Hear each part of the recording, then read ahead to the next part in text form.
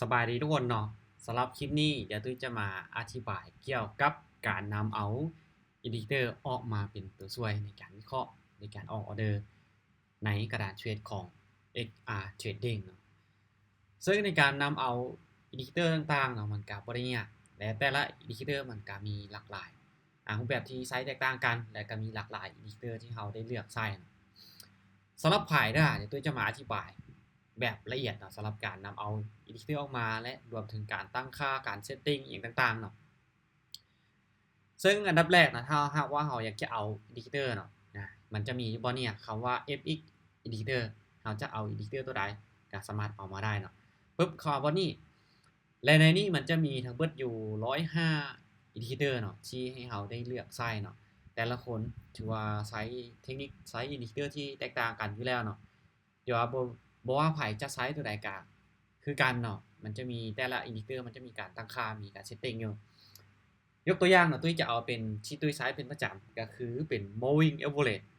ตุ้ยกดออกมาเท่านึงเนาะกดเทื่อนึงเท่านั้นมันจะออกมากด2เทื่อมันก็ออกมาเป็น2อินดิเคเตอร์เนาะมันจะออกมาเป็น2แบบกด3มันก็ออกมา3กด4มันก็ออกมา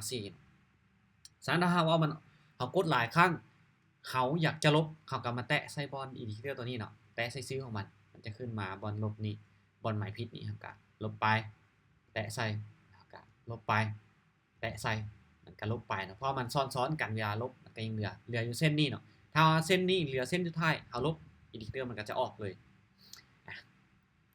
หลังจากที่เอาอินดิเคเตอร์ออกมาแล้วเนาะโดยส่วนตัวของตุ้ยเนาะสำหรับ moving average นี่นะตุ้ยจะตั้งค่าตุ้ยจะเซตติ้งใหม่เนาะแต่ค่าบอลนี่มันจะมีรูปเซตติ้งรูปเซตติ้งตัวนี้เห็นปะหรือว่ารูปการตั้งค่าตัวนี้เขาก็กดเข้ามากดเข้าปุ๊บนี่หน้าแรกเข้ามาหน่อย input ตัวนี้มันจะเป็นการตั้งค่าของเราตุ้ยจะเป็นตั้งเป็นค่า5เนาะค่า5สำหรับใครที่สะดวกที่จะตั้งตัวใดก็ได้เนาะมันมีให้เราได้เลือกใส่ได้เลือกที่จะตั้งค่าตามใจอยู่ที่ว่าทุกคนถนัดแบบใดทุกคนก็ลองไปตั้งค่าแล้วลองไปเทรดด้วยตัวเองเบิ่งเนาะสำหรับนี่การตั้งค่ากับสำเร็จเนาะเบิ่งตัวที่2ตัวนี้เนาะตัวนี้จะในเรื่องของขนาดและสีเห็นปะเราจะได้ขนาดของอินดิเคเตอร์ที่ใหญ่เราก็เลือกเอาและสีเราจะได้เป็นสีใดก็สามารถเลือกได้เนาะที่มันมีนะเนี่ยมีก็ว่าครบทุกสีเลยเราได้สีอย่างเราก็เลือกเอาขนาดใหญ่ขนาดน้อยอย่างต่างๆอยากได้เราก็เลือกเอาได้ทุกคนก็สามารถจะมาเลือกมาตั้งค่าเอาตามที่คนต้องการหลังจากที่เลือกขนาดและกับสีแล้วตัวสุดท้ายตัวนี้ก่อนเนาะตัวนี้เป็นส่วนหลายนี่ time frame ทุกคนเนาะตัวนี้1วัน1เดือน1อาทิตย์1มื้อ1ชั่วโมงและก็1นาทีตัวนี้ก็เอาตามตัวนี้ส่วนหลายจะบ่ค่อยตั้งเนาะตัวนี้เนาะนะก็บ่ค่อยมีผลอีหยังหลายสำหรับตัวนี้เดี๋ยวตัวจะลองตั้งให้เพิ่นเบิ่งเนาะบ่มันก็บ่ค่อยมีผลอีหยังหลายเพราะว่าโดยปกติแล้วเราก็เทรดใน time frame ที่ว่า1นาทีอยู่แล้วเนาะโอเคมา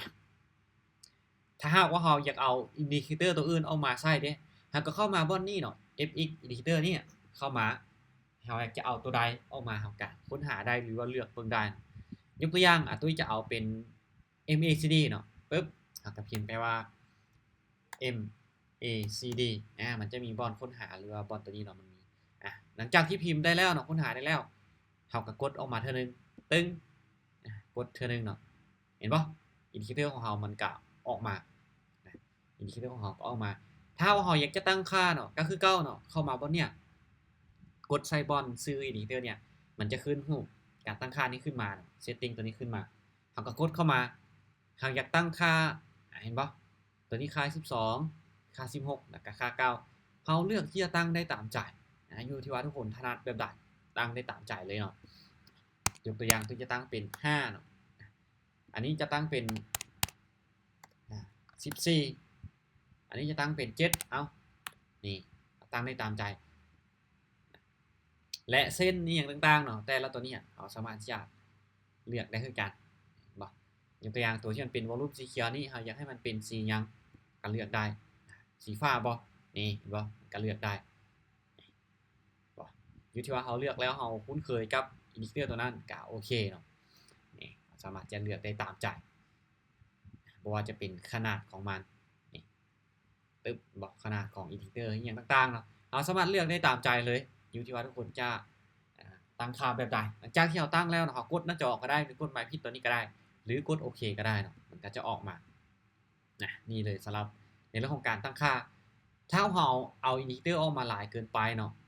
ปุ๊บยกตัวอย่างว่ามันมีหลายเกินไปเอาตัวนั้นตัวนี้ออกมาแน่ปึ๊บแล้วมันลายหูลายตาเกินไปเนาะยกตัวอย่างว่าออกมาหลายเกินไปแล้วมันลายหูลายตาก็บ่ยากเนาะเห็นบ่เราก็กดใส่ indicator กดใส่เราก็ไม้ผิดออกกดใส่เราก็เห็นบ่กดผิดนี้ออกกดใส่ indicator ปุ๊บเราก็สามารถจะลบ indicator ออกได้นี่เห็นบ่ในเรื่องของการตั้งค่า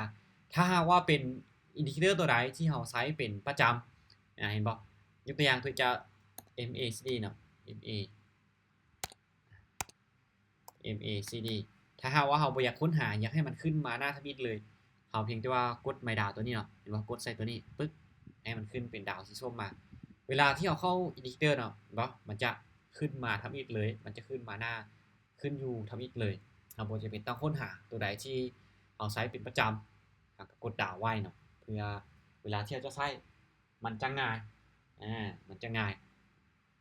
สำหรับในเรื่องของ indicator ทุกคนมาเลือกเบิ่งไซส์เบิ่งได้เนาะมันมีหลากหลาย indicator ให้ทุกคนได้ใช้เนาะมี105 indicator บ่ว่าจะเป็นMACD หรือ Moving Average Volume RSI หรือว่าอีหยังต่างๆเนาะมีเบิดเนาะ Super Torque Super Trend อีหยังต่างๆก็มีเนาะมีหลากหลาย indicator เลยอยู่ที่ว่าทุกคนจะใช้ตัวใดทุกคนถนัดตัวใดสามารถเลือกได้และทุก indicator สามารถที่จะตั้งค่าและเซตติ้งได้คือกันเนาะโอเคสำหรับคลิปนี้บ๊ายบายทุกคนด้า